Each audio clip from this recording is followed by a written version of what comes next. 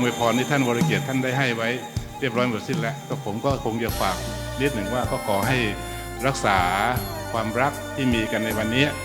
ให้ยืนยาวตลอดไปนะครับเห็นวันนี้แล้วก็นึกถึงวันที่พ่อแม่แต่งงานกันเมื่อ35 ปีที่แล้วนะครับครับวันนี้ก็เป็นการมาย้อนความหลังนะครับก็อยากให้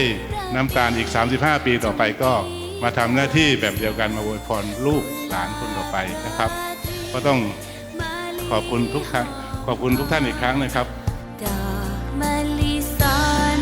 ดอกผู้ระหงเอื้องพึ่งเอื้องแสนบ้านอยู่ในดงดอกบัวระวงกาลงจ้างนา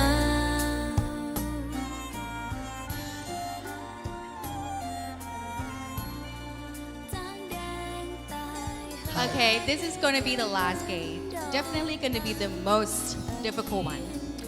So I think according from the first gate, you said you love my sister more than 100%. So we want you to show it by using some strength, which is